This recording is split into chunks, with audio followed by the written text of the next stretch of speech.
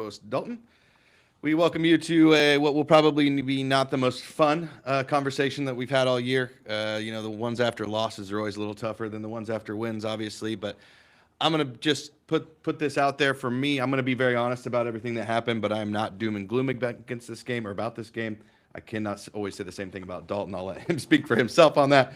But overall, a game that for the most part Purdue was in the control of, and then just kind of shit the bed for a lack of better terms there. That last 2 minutes, you would guess with this team up 2 or up 6 with 2 minutes left that they would carry that out, but couldn't score in those last times. Couldn't keep a handle on the ball, and couldn't shut them down for most of this game, to be honest. So, initial thoughts, Dalton, and before we get too crazy in depth on the hate, how do you feel about it? Yeah, it's not really a hate. It's more just realistic, being more realistic about this team and where I think we end up this year. Um, it just they don't close, and we've seen it time and time again. Most of the time we get out, we escape with a win. It's when you play close games and you um, put things in the hands of the good Lord, you're going to lose sometimes when you don't step on people's throats, when you don't close the door, uh, when you play loosely, um, when the coaches don't make the proper adjustments that are needed on things that your everyday fan is seeing. Uh, it doesn't always turn out well, and that's what we got from this, and that's we got everything we deserve from this. You want to play these close games, somebody's gonna bite you. We're 17-2 right now, so it's not the end of the world, but it could be here in about 2 months if you play like this. So that's where I'm at on it. It's like it's not one game that is throwing me, it's a collection of performances that are trending in a similar direction. Sure, you get the win, cool, it feels good, but the losses are going to happen too when you play in this format. Yeah, I agree. It's one of those. If you play with fire long enough, eventually you're going to get burned. And we've been playing with fire here for a few games, just letting teams hang around, not being efficient from the 3 point line whatsoever. We'll get into some of the specifics, here later, but just an overarching view. This has been kind of coming. I mean, anybody who watches Purdue a lot had to have some sense of this. Maybe we thought it would be Illinois. Maybe we thought it would be at IU. I don't know, but when this season first launched, everybody thought UCLA was going to be a much better team than what they have been so far. But in this instance, this version of UCLA is very good. If Donovan Dent plays like this, 23 points, 13 assists, I mean, this version of UCLA can beat a lot of teams, especially once Sky Clark comes back and they get a little bit of depth. Their bench scores 0 points in this game, but they didn't need it. Their starters all played like 34 plus minutes. They were very effective in what they did. They shot efficiently, 57% and 45% from three. When you allow a team to do that and you allow them to play their pace, slow this game way down, super low possessions, you allow a lot of things to come into play, and a lot of that is variance. Purdue got up 12 with their bench in the game. Thought the bench played really well, and then the bench came out and we gave it all right back pretty much immediately. The bench gave up, I think, one or two baskets, and then Painter pulled the plug and put the starters back in, and it just downfalled from there. And then kind of in the second half, you saw the same thing happen. The bench comes in, they play well, they get us back to a decent, comfortable lead. They fight through that tough time in the second half.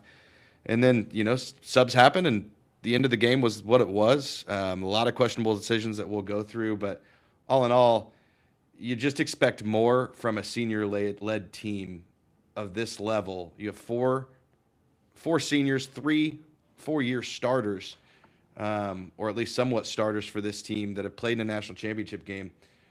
What were your kind of thoughts on just the overall flow of this game? Purdue gets up 12, and everybody. I honestly, I was in a hotel room. I kind of stopped really even being that into the game. I thought, oh, we're going to run away with this. It's going to be easy. But we just could not stop Donovan Dent in the pick and roll. I'm pretty sure we called this game fairly early. If I went back through our text, I would say we weren't out of the first half when I think you texted me actually and said we're losing this game. So Yep. it was never comfortable and there was no domination. It always was a back and forth, and obviously when you play an away game, um, you can't necessarily play into that. We played into their game. We did try to get in transition, but it didn't look good. Uh, there weren't a lot of positives from this game that I can give you. I'll say CJ had a day, um, 16 points, but outside of that, our bigs, like I told you today when we were going back and forth, we should have been post touching every time. I don't care if they're dropping an immediate double on it. That opens somebody up. You know, we need more post touches. Like we can't run this high pick and roll offense to a feed to a three. It's not working out. Um, Obviously, our defense isn't.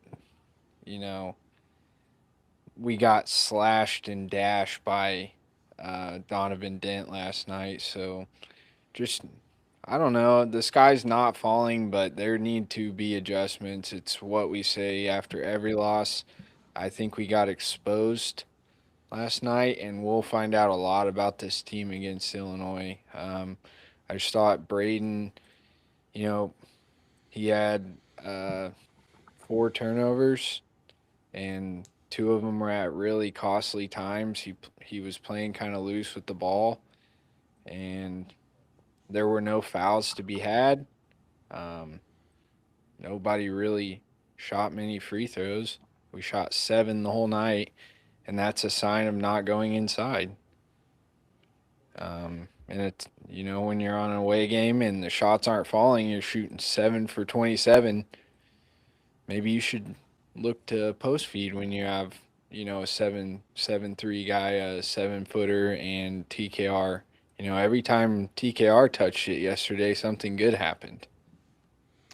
Yeah, and I think I get like what you're saying here is not really so much that we needed to just go to straight post scoring moves, but No, no. every time the Paul got to TKR or Oscar or whoever, or even we got in the paint as guards, which didn't happen a lot, the kick out three was wide open. Now, did we make them all the time? No, but that's a good look Yeah. versus some of the stuff that we were doing where we're just dribble, dribble, dribble, dribble, one pass, 3-point shot. The inside out looks create confusion for the defense and a lot of things. And Saluki said, our defense isn't built to win games. We only score 60 and in the 60s. And I mean, that's very true. If you look at Purdue historically, if we get to 70 points, we almost always win the game. You mentioned that at one point toward the end of the game last night. If Purdue gets to 70, we win. And we had 66 points or 67 points at that time, and we didn't get to 70, and there was 2.5 minutes left.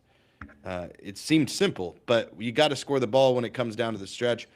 Purdue's offense, although we didn't score a lot of points, and we did miss a shitload of threes, and it was ugly, especially from certain players on the team we'll get to. Purdue's offense wasn't actually that bad. It was a 58 possession game. We averaged 1.2 points per possession. That is what it is. But when we were for that stretch, the last, I'd say the middle 20 at parts for that stretch of when we were getting it inside to TKR and he's kicking it all over the place. We had a little bit more action with CJ getting to his midi. When we were doing those things, we were successful. And when we got to the other parts of the game where we stopped doing those things, you saw long possessions with little ball movement to the point to where the announcers were bringing up Purdue needs to move the ball. And you rarely hear that from anybody calling a Purdue game because that's not a problem Purdue runs into. I'll hit on this and let you go. But Saluki said TKR should not shoot a three as his first shot. I only bring this up because I said that. You said something like that to me, and I said I liked it because I liked how confident it was. And in my opinion, this is the best TKR game I've seen in 3 weeks. Goes for 10, 7, 5, no turnovers. Thought he was aggressive out there. That being said, the minutes he was in the game, we lost. We were -10 in those minutes. Now, that can be attributed to a lot of things. I don't necessarily blame him for that.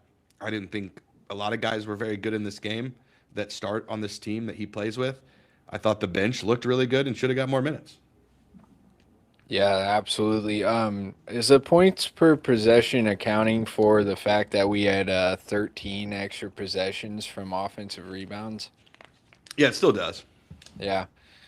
I mean, that's just surprising to me to average that. I mean, I don't know. What can you say about this game? It was a slop fest. The officials, called what they wanted. Uh, there were a few questionable, like I saw a guy land on Clough's head. But I'm not going to attribute that when you play around with your food and you don't put put the gas down. And I will put some of this on coaching, man. It's like Fletcher Lawyer, I'm not a hater. Don't get me wrong. He shot 29.5% from three on this trip. And he still played 27 minutes. And I hate to say it, but we saw him get back to traffic cone defense. Well, Where yeah, I know, and you could see UCLA almost searching him out with Dent on switches. And that was another thing with Purdue's defense. Why were we switching everything?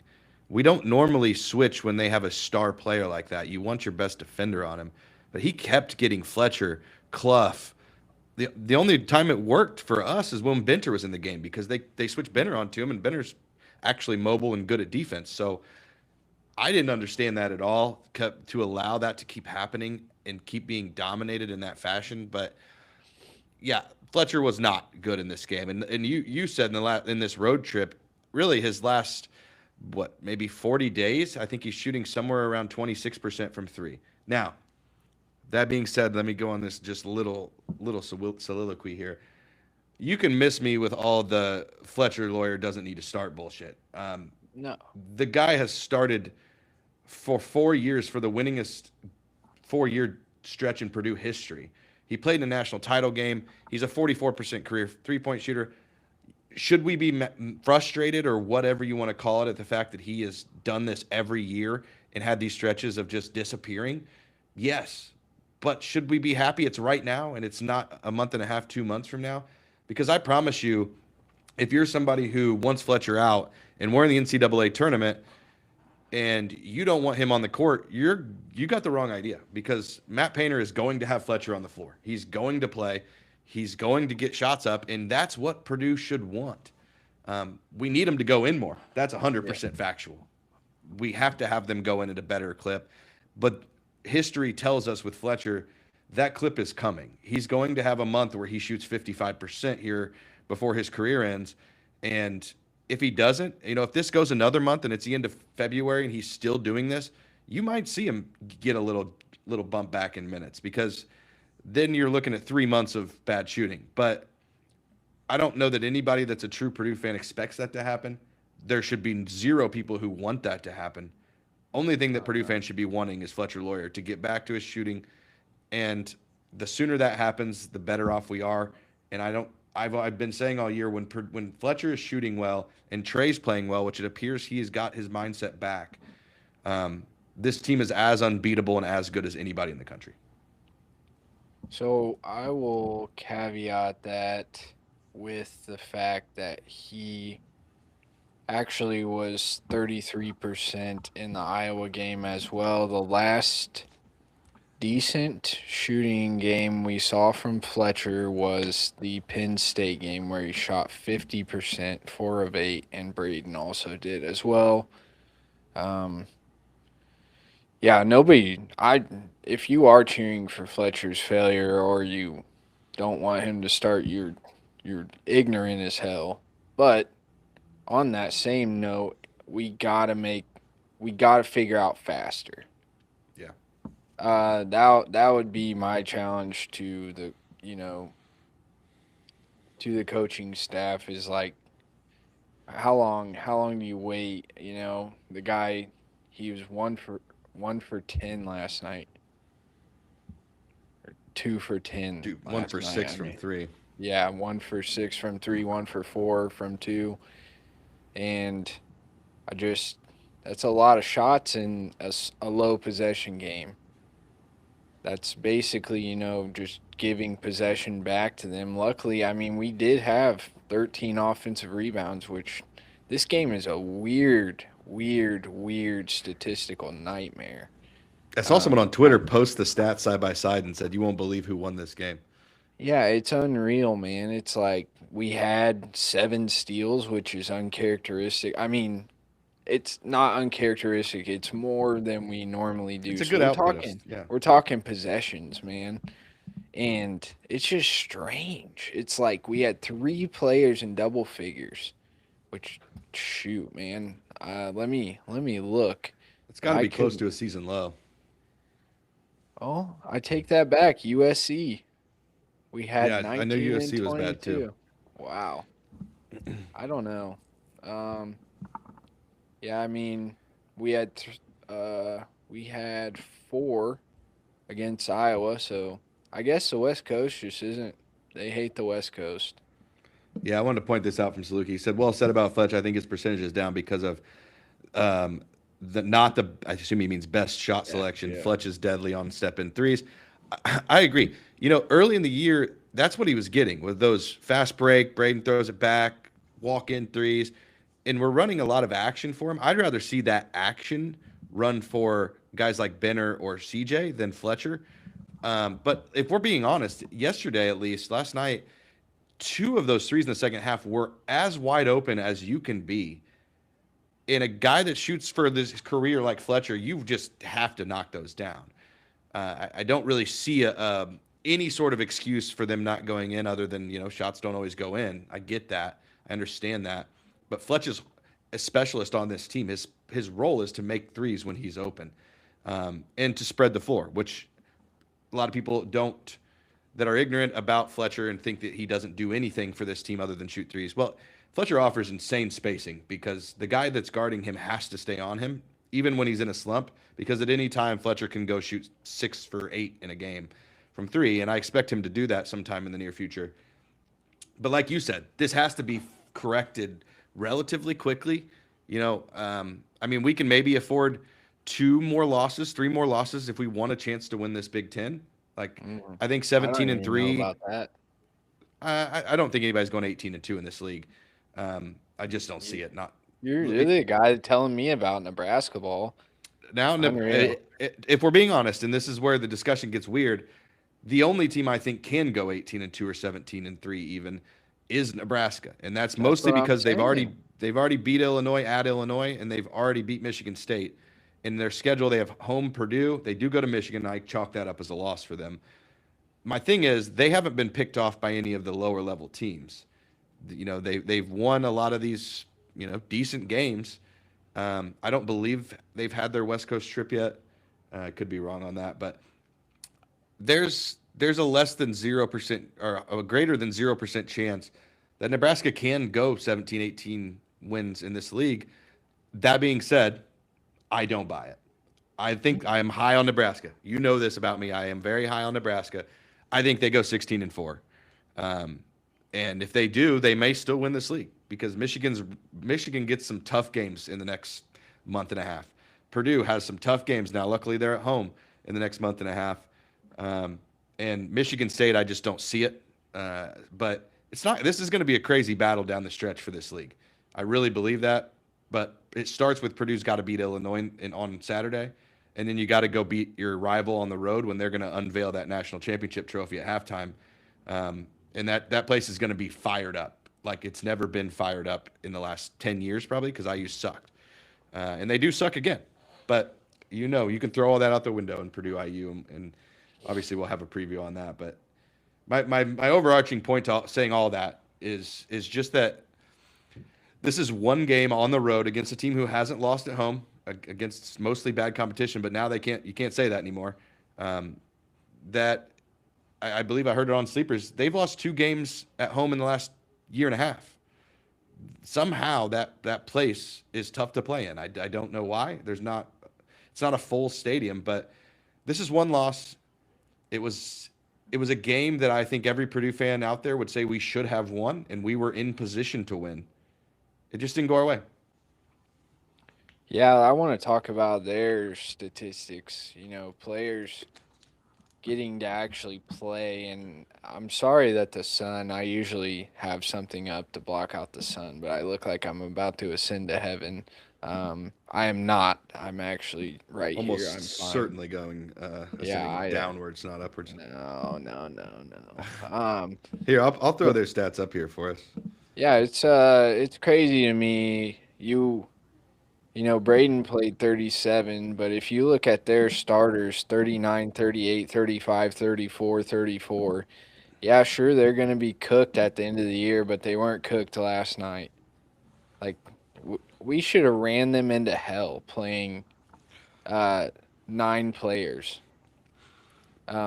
They shouldn't. Well, they played 5 players. Like if you look at it.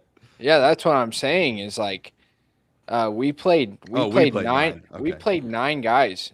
You like I don't think this is an anomaly for them. They don't have much of a bench. Like why were we not running them straight into hell? You know, why not play that quick small lineup with a TKR, a Benter, Braden, either Jakari and CJ or Omer? You toss any of those guys in there and you run them out the gym. They want to play slow. They ran a half court. We get out and go. Like we don't have that this year, and it's a real bummer, man. Because I know, like last year when we would play a get out and go style, we cooked some teams we probably shouldn't have beat. And Well, I yeah. just I don't know. I disagree with the coaching quite often this year. Obviously, trust paint, but man, sometimes it's so frustrating. And you're looking at a 2 point loss. Yeah, a 2-point loss in a game that was tied at half, and the other team shot 65% from the field and 62.5% from three in the second half. Like they played as good offensively as they could play, but they really slowed the game down in limited possessions, and we just weren't efficient at all. But you look at their team, Daly 6 for 11, Bilodeau 5 for 9, 4 for 8 from three, Xavier Booker 4 for 5, Perry 4 for 7, Dent 10 for 18. Like everyone in their starting lineup, they took one shot on the bench. Everyone in their starting lineup was efficient, and look at the other stats: 7 rebounds, 4 rebounds, 3 assists, 2 assists, 13 assists from Dent. They were just balanced across the board from their starting lineup, and we didn't speed them up and force them and be physical enough to force them to have to go to their bench. They didn't have to do it. So why would they? They can sit there and let their starters just do what they do. You go from a guy in Booker who plays 2 minutes, 1 minute, 12 minutes. The guy played 35 minutes in this game and looked fine. He has 3 blocks, 9 points, 4 rebounds. He doesn't get in foul trouble whatsoever because we didn't force him. Trent Perry, who wasn't even really playing a lot for this team before the injury to Sky Clark, plays 38 minutes. Scott. I mean, you just have to punish a team who's playing 5 players. This is a Y League game where one team only has 5 guys show up to the game, and you do nothing to exploit that. You just say, we're going to let those 5 guys play the whole game. We're not going to try to foul anybody out. We're not going to push it. We're not going to try to get them tired. And, we can get into it a little, but maybe Braden is part of the problem in this, that he wasn't 100% healthy. My personal opinion on this, and then I'll let you go on yours.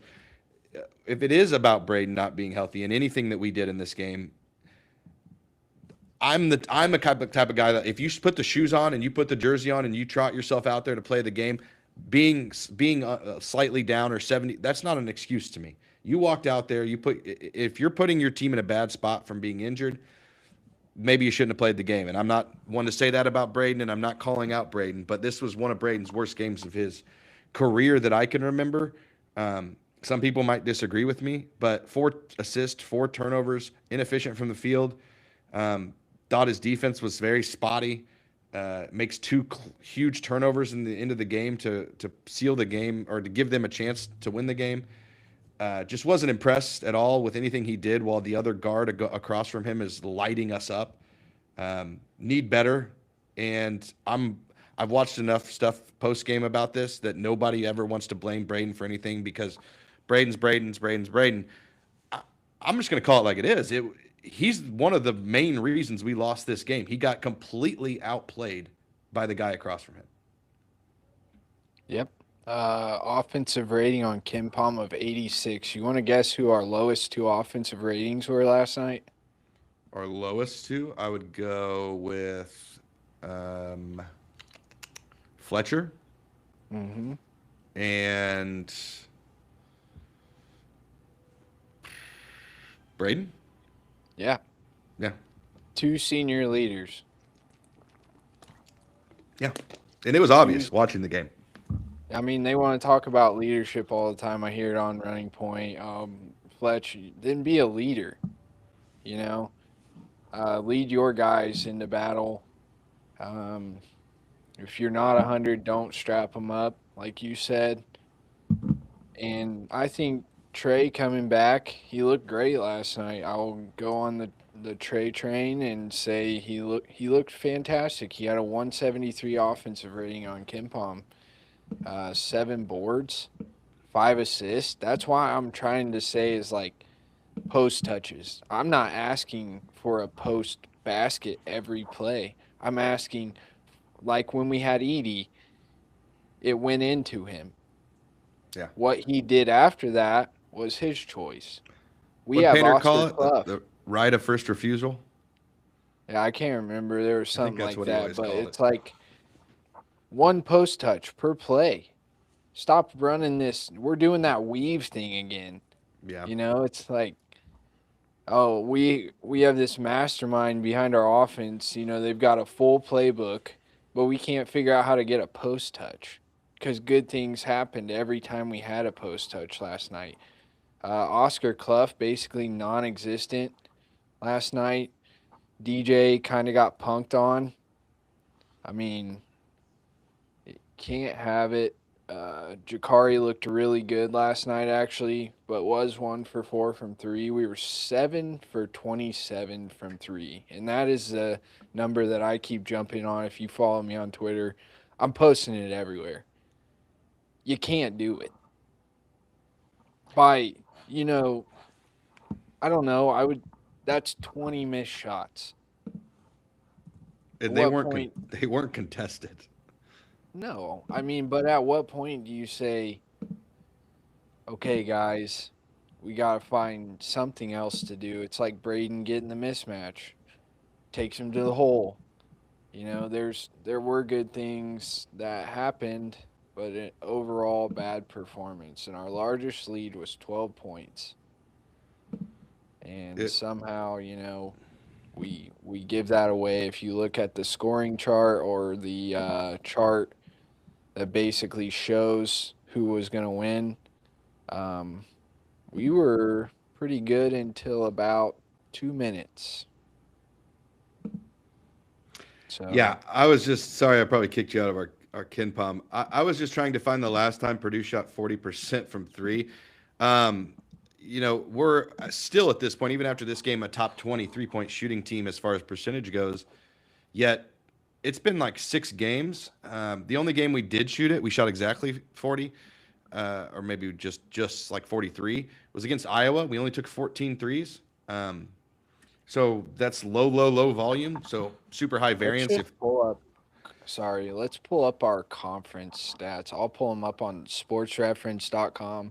If you're unfamiliar with Sports Reference, it's where I go for all my statistics.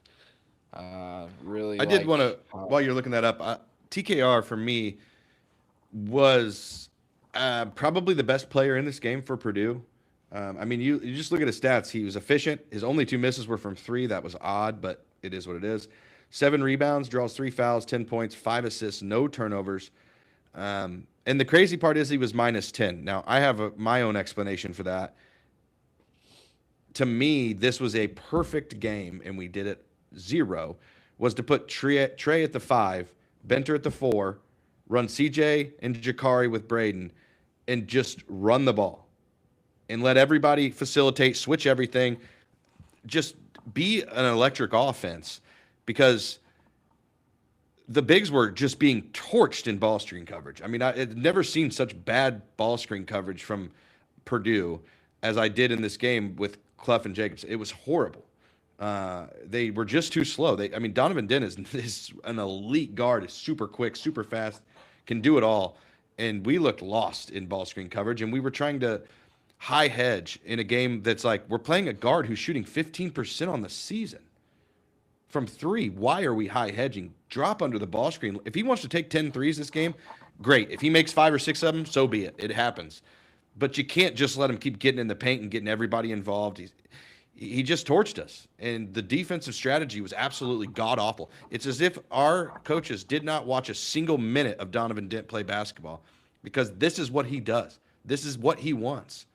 And we just fed right into it the whole game. Like, I don't think Benter should have really even been taking Lawyer's minutes in this game, even though Lawyer wasn't good. He should have been taking Oscar Clough's minutes because as much as we love Oscar Clough, everyone who watches this show knows that Oscar Clough was almost unplayable at times in this game because he could not defend Donovan Dent, and he kept having to do it. And he just looked a little slow for what UCLA trotted out on the court. They were not playing big man basketball. They were playing small ball, but we're going to be slow and methodical about it. And Purdue should have matched it. We have Jack Benter. That's what frustrated me the most.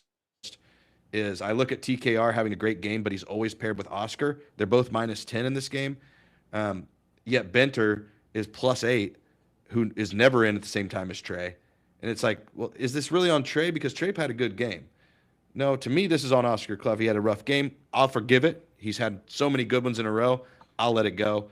But I just wanted to see sometimes it's okay for us to go back to that small ball lineup against certain teams. Sorry for the rant. Yeah, I'll say just as switching. I don't think it necessarily has to be a small ball lineup. I'm saying the switching kills us. It's a matchup. It's like a zone almost. Like they come off, and teams that figure that out are gonna cook us. It could have been the biggest advantage ever to for us to have two bigs on the floor if we had used that to that advantage, which we did not. And this is what you get. Let's see. Jack Benter during conference shooting 23%. Jack? Jack Benter, 23%. Fletcher Lawyer during conference play this year is shooting 29.5%. CJ Cox is shooting 31%. Jakari is actually shooting 37%. Omer is 43 during conference. Okay. And Braden is 51% in conference. And Liam Murphy leads the team with a perfect 100%. We are shooting collectively as a team from 36%. In conference? Yes. And from 2, let's see, 2-point percentage, 58.5, which even seems a little low to me. Well, the 3-point percentage, us shooting 36% as a team, when our three lowest guys are Jack Benter, Fletcher Lawyer, and CJ Cox, that makes me feel better almost because that means the positive shooting regression will come soon because those three guys are probably the three best shooters on this team. So outside of Braden, Braden gets his own threes. He doesn't need help. So those three guys being able to do that and us still shooting 36% makes me feel okay about what the future might hold. But that being said, it's extremely disappointing that it's happened in conference play so far. We're lucky we have one loss. I'll say that right now. Yeah, concerning statistic in conference right now is we haven't really played I wouldn't call it a tough schedule yet. Oh, it's by far one of the easiest schedules anybody's played. And our turnover per game is 8.3. Now, I don't know what like an average is on that but that seems we have 66 turnovers, which is 6th in the Big Ten. So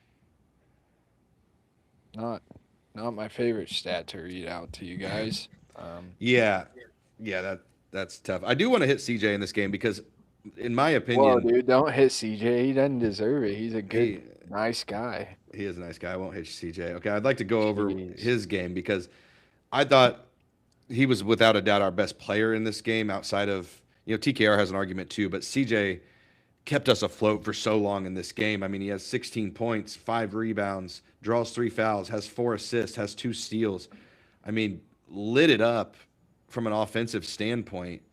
Again, got stuck with some of the bad rotations, but if you look at like our starters plus minus outside of Braden, Fletcher, Oscar, and Trey were all bad. CJ only ends up a -2, and he plays most of his minutes with those guys. So he's the reason that we stayed afloat. I mean, some of his shot making, his scoring was incredible.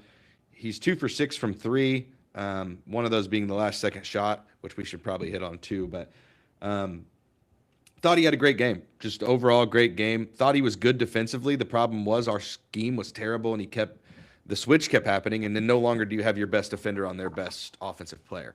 And that was probably the biggest downfall. People will say he didn't have a great game defensively, but when I saw him on Dent had nowhere to go. But then Dent would just go to a pick and get a switch and do whatever he wanted. Yeah, I mean, our switching has been a problem most of the year. I don't like it. I wish we would just play drop coverage and give up middies because we're getting cooked.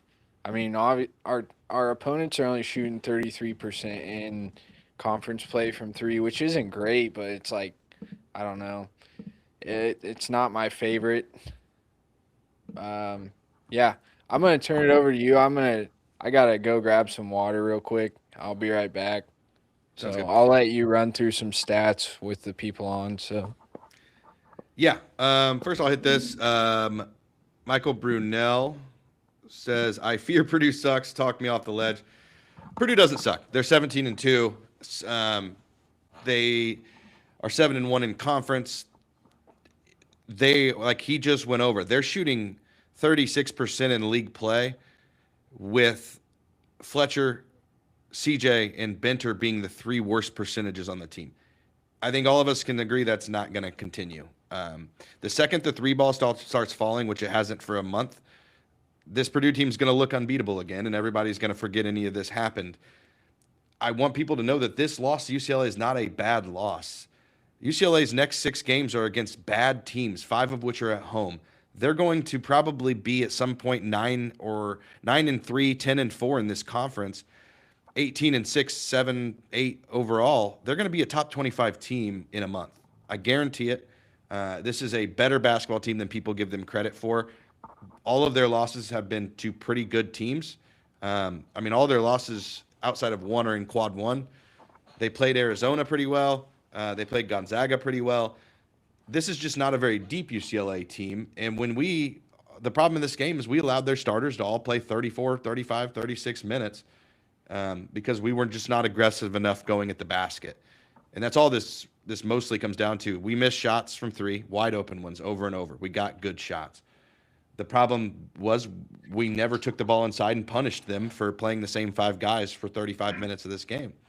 And when you don't do that against a team that doesn't have elite size, you're going to have results that fall into this category of you lose a game you shouldn't lose. You lose a game that you were up 12 in the first half. You were up 6 with 2 minutes left.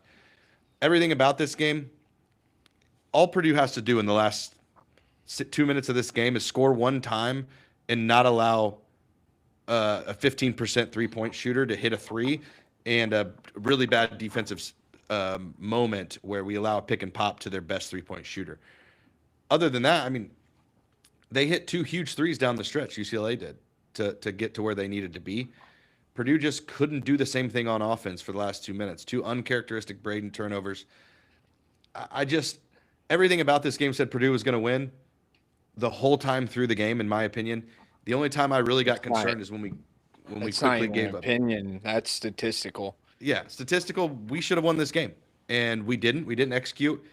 I think if I had to put my money on the table, that if Fletcher, Braden, and TKR are in another game close, I'm putting my money on Purdue, and everybody else should too.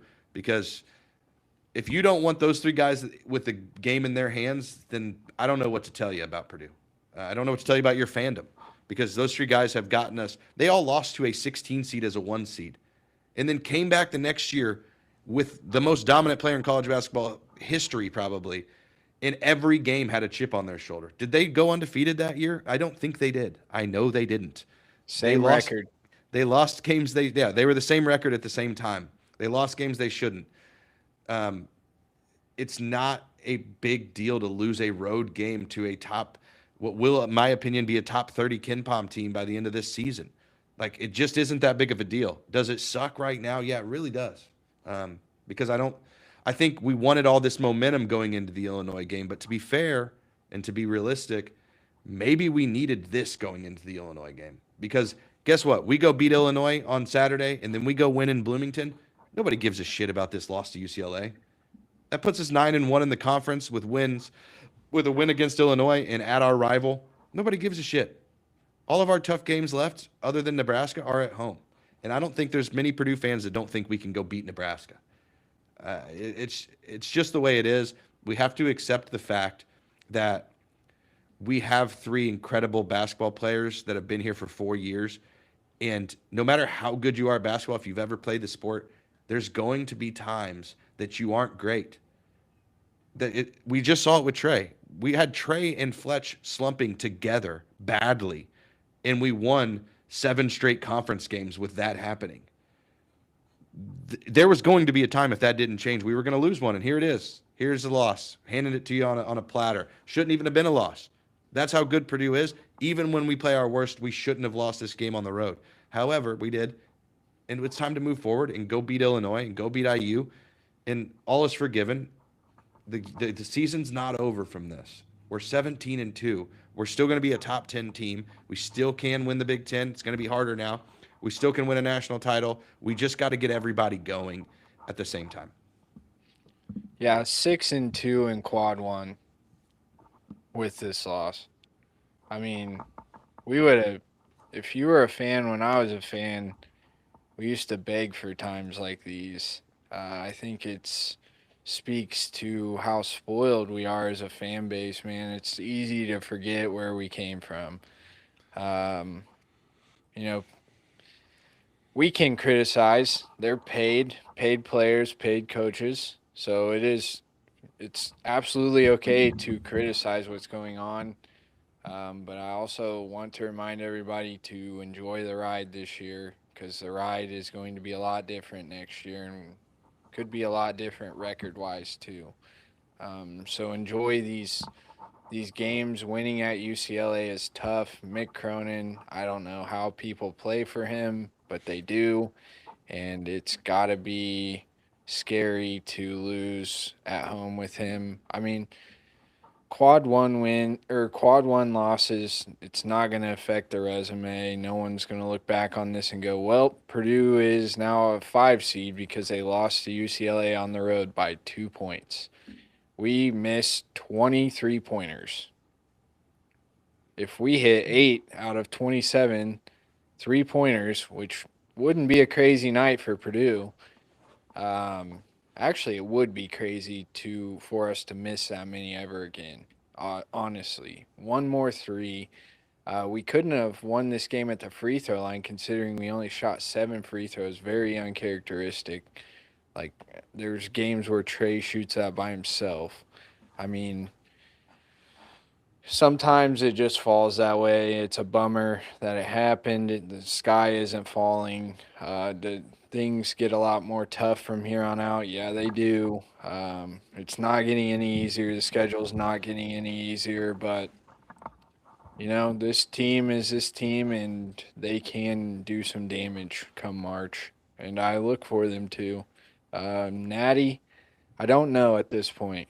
I don't know that we have all the pieces clicking. If they do click, then definitely in the talks.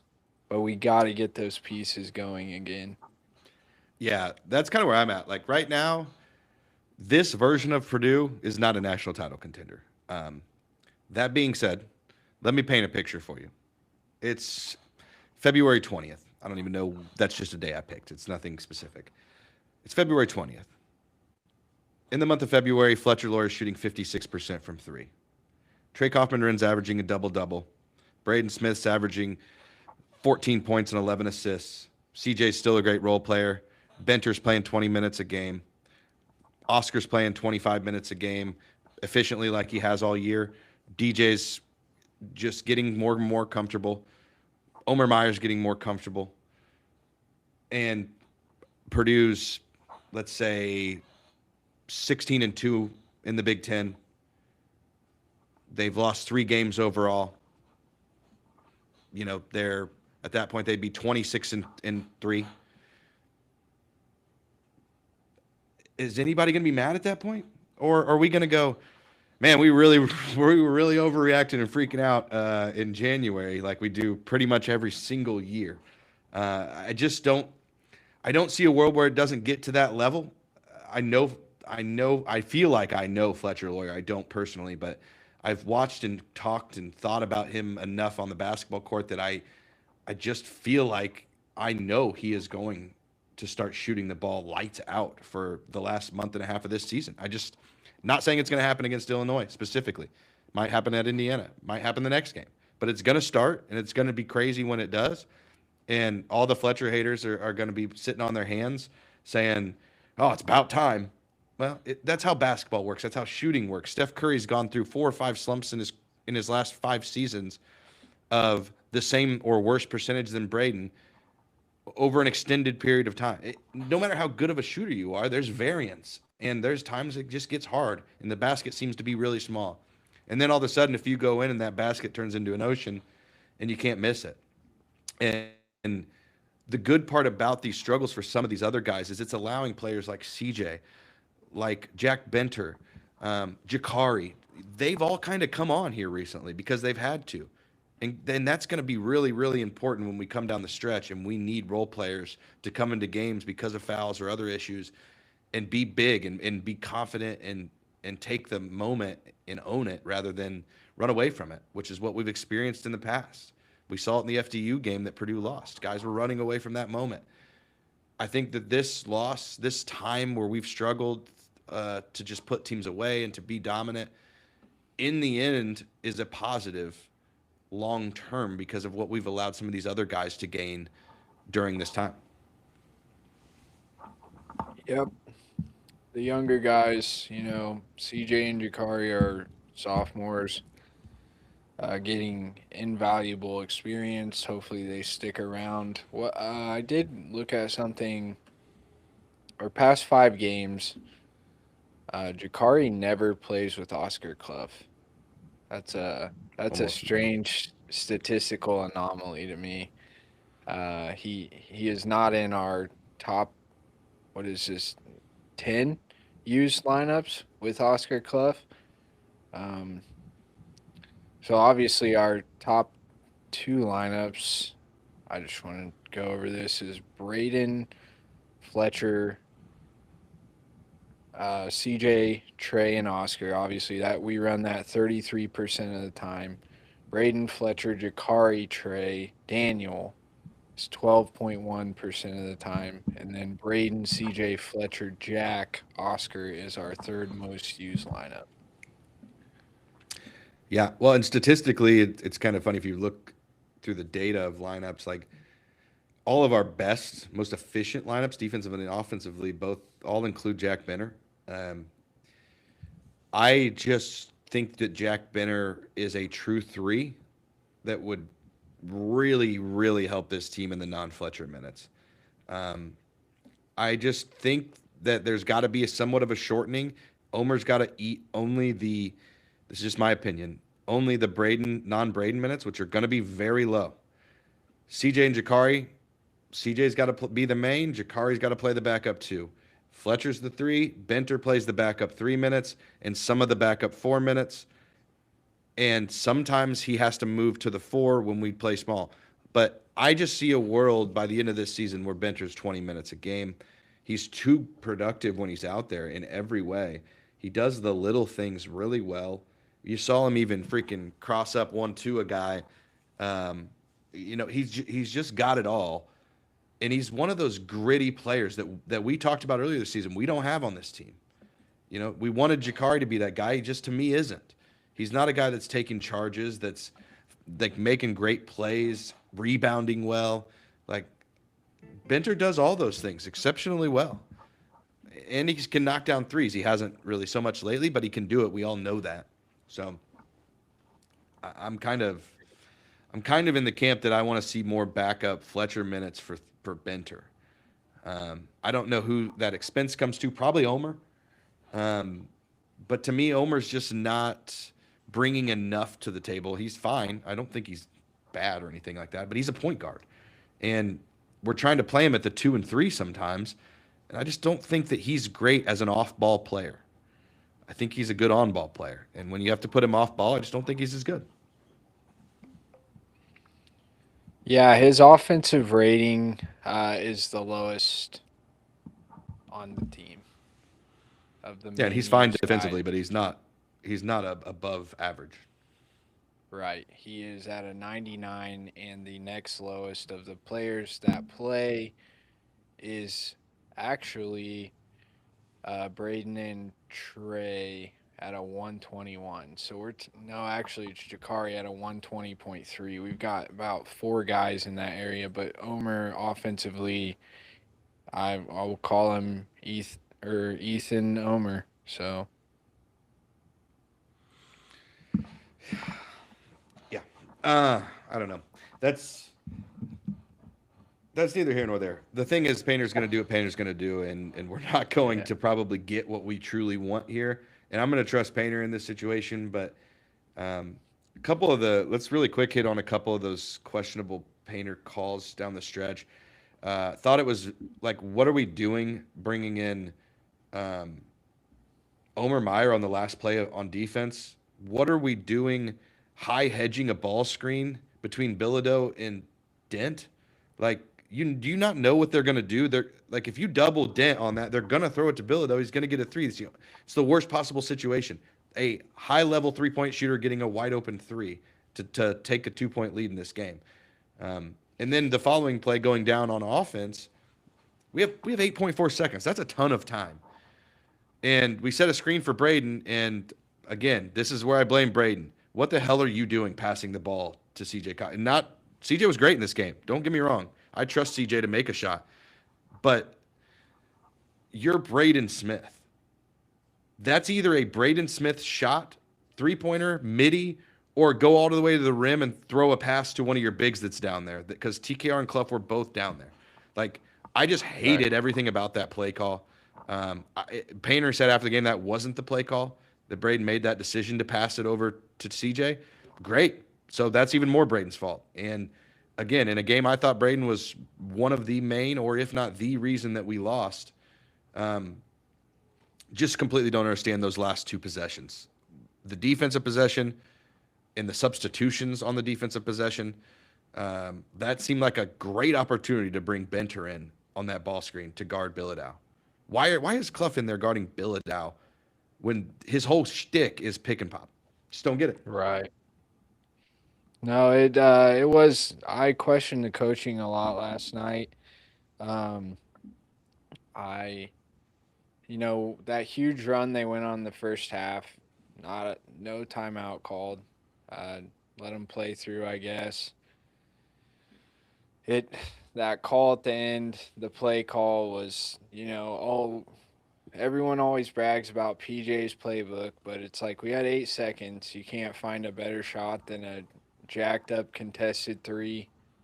I mean, really, honestly, yeah. Any Braden shot was better than that shot, in my opinion. I mean, you've got a guy named Trey Kaufman in too. You can't get a feed real Or quick. Fletcher Lawyer, who has historically made big shots. I don't care what he was in this game. That's not that he's a better player than this game affects this last shot. No, that has to be a Braden drive, a Braden just ISO, or a kick out to Fletcher. Those are your 3 options. And if it's a Braden drive, yeah, that gives you options to kick it to Trey or over to Oscar. But it's not a contested 3-point running 3 from CJ Cox. What are we doing? Yeah, it just seemed like that type of game. We will be. Are we live tomorrow for the Illinois? I mean, I don't have much else to say about this game. Yeah, I don't either. I was looking through to see real quick if I think we've hit on just about everything that I really highlighted here. Um, you know, I think we pretty much did. Yeah, we will be live tomorrow with Isaac Romig.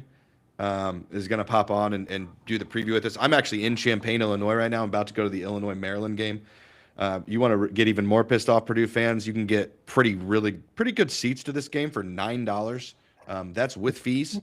So not only did we have to suffer a loss, we have to pay $300 to get into a game, and Illinois fans pay $9 and they're in. So I am going to go watch them in person. I'm interested to see how they play without Boswell. He's a big part of their offense and their defense.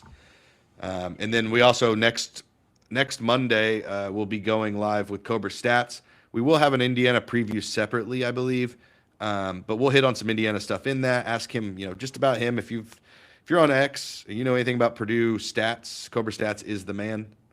So a couple good live shows coming up. I assume the Illinois post game will just be recorded. That's just my guess.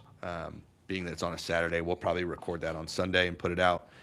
But yeah, I mean, I appreciate everybody in here. That if you made it this long, I didn't expect anybody to be in here. To be honest, I didn't hop in any live ones last night. I didn't have it in me to go listen to a bunch of Purdue fans complain while I also complained. Misery loves company, and I was trying to avoid that. I even stayed off Twitter for the most part.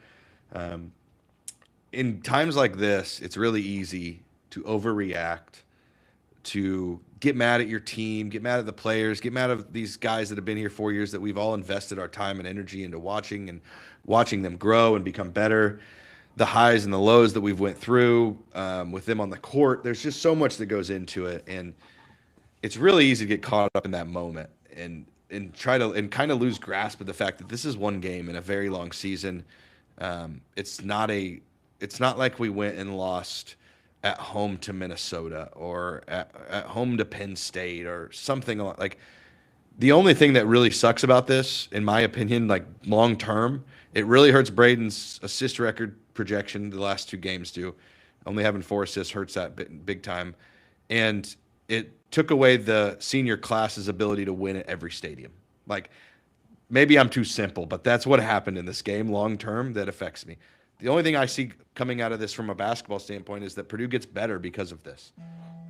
It wakes a couple guys up. It kind of shakes the room a little bit in a way that we kind of been coasting and winning these games without playing our best. And, that's always going to bite you, but sometimes you need a wake up call. And I'm not a believer in you have to lose, but this is just the way that it is. And sorry, Blake, there was some scheduling stuff that was weird. I'm also in the central time zone right now, so everything's jacked up in my whole world. But we appreciate you being here. Feel free to go back and rewatch it. I think it's been pretty therapeutic for me personally, for a lot of people in here that have watched. We just have to accept that there will be losses.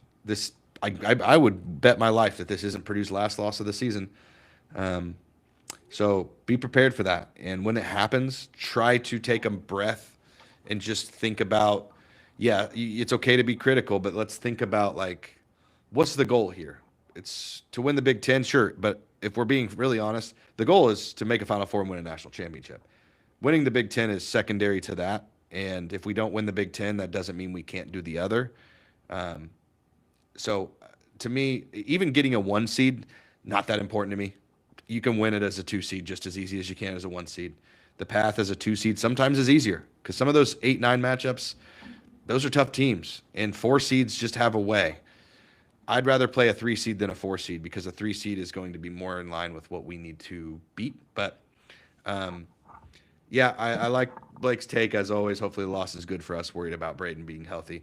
Yeah, I kind of addressed that, Blake, but don't show up on the floor if you're not healthy enough to be productive. That's my only take on that whole side of things. And yeah, you missed the game last night, Blake. You probably should be thankful for that because there was just a ton of frustrating shit that went on. Any final thoughts from you, Dalton, before we get out of here? No, my wife also slept through the game last night because she wasn't feeling good. So I'm kind of jealous, actually. Maybe next time I can get the headache and not have to witness that punishment that was that game. Yeah, you didn't miss much, Blake. Just a lot of bummership, as I'll call it. and poor performance from players we know are better, and that's what's frustrating. Um, Hoping it gets better. Big one against Illinois, big redemption game at Mackey. Great way to come home and ball out against a wounded Illinois team, missing their main leader. So hope we get it done. That's all I got. It's a real bummer to be a Purdue fan right now, back to back. It feels like we just keep getting kicked in the nuts, but the sun will shine. The sky is not fallen, and IU cannot win another championship until next year. So, Yeah, that's factual. There's no chance they're winning it at basketball. So, so um, yeah, that's very true. Has felt like, especially I'm a Bears fan, so it's really felt like a week of 3 days in a row. I just got punched in the mouth, and couldn't had my hands tied behind my back, so I couldn't do anything about it. So, yeah, all in all, if you took the Iowa West Coast trip and Illinois games and said we went 3-1 in those games, I would have been happy. So if we beat Illinois, we can still do that. Then we get to go beat the dog shit out of our rival at their house when they pull out the trophy. Lots to look forward to. Also, if we lose Friday or Saturday against Illinois, it's still okay. It sucks, but it's still okay. I hope we win. Want to thank everybody for watching who was in here, who are gluttons for punishment like we are. The Illinois recap tomorrow is scheduled, so check that out. Make sure you turn on bell notifications so you get alerted when we do go live. We will have a guest on, and it will be a more positive show than this one, I'm sure. And hopefully you found some solace in this show and just hanging out with us and listening to us complain and whine and try to be as positive as we can, because I promise you our texts to each other, we're not nearly as positive.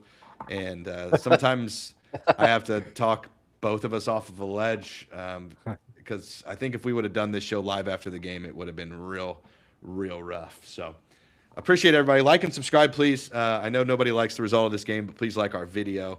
And appreciate you, Blake, as always.